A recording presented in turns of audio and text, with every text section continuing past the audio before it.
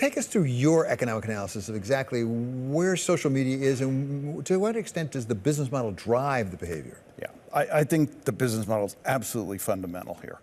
And even people who want to do the right thing can have their efforts distorted by the business model. Jimmy Wales, who started Wikipedia to make all the world's information available to everyone for free, thought about using advertising. And people said, use advertising, that's the future here. He realized that if he did that, it would distort the incentives. The pages they'd cover, the topics that they'd cover, all of their incentives would be to drive the advertising revenue, and he just banned it and said, we're not accepting it. And he adopted this interesting business model of just donations.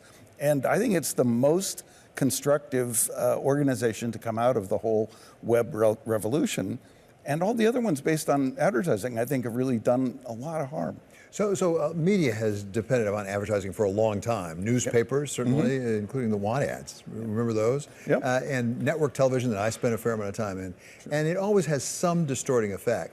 But I wonder if there's something more now with data when it comes to social media. Because at ABC News, we didn't know exactly who the people were watching, and we didn't know where else they'd been. No, I think there was a switch from this context-specific advertising. Like, if you had a fishing magazine, well, you could advertise like fishing poles. You knew people interested in fishing were going to read it. But you weren't tracking that individual and saying, what else have they looked at? What are they going to do next?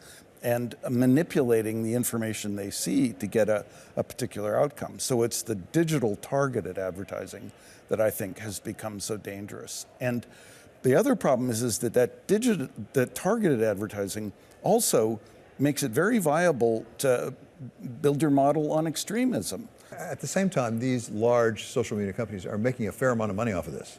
It's not likely they're going to say, we'll just walk away from the money. So does the government have to step in, and can the government step in to remedy this? I think we should step back and just say, well, the government just works for us. So we have to step in and say, we don't want to live in a country that's like this, where there's all of this craziness that is being fed because people make money on it.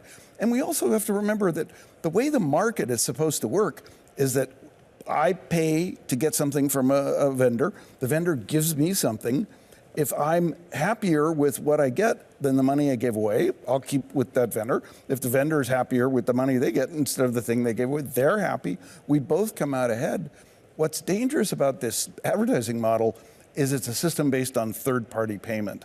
So when I go to do internet search, I'm not paying for the search results. Somebody else is paying to change what I see on the search results and to throw a bunch of junk up in front of me instead of the thing that I want. So we need to get back to the way the market worked, where people paid for things and they got things. And then also, it'd be good if they had a choice too, so they weren't just locked in on some firm that wasn't delivering for them. It feels a bit extreme to have the government say you can't take advertising anymore. That seems a bit extreme. But is there a middle course that says, okay, if you want to do advertising, fine, but you cannot collect the data? Because an awful lot of the value to the advertiser is knowing with precision exactly who's having access to what they're doing.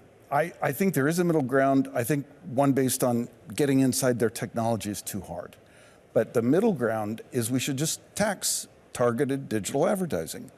And we can set that tax at a low rate or a higher rate. And if companies are complaining the tax is too high, just fine. Charge a subscription like Spotify. Don't tax the subscription, charge the advertising because it's got these negative effects.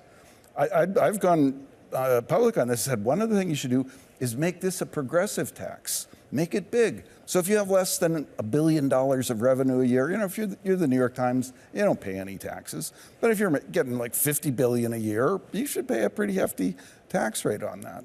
But it feels a little bit like taxing alcohol or tobacco. Yeah. Well, and it's the same principle, except I'd like the rates to go so high that it doesn't collect any revenue. I don't want the revenue for the government. I want the rates to be so high that everybody shifts back to subscriptions and the market where people pay for things and either keep paying or they switch.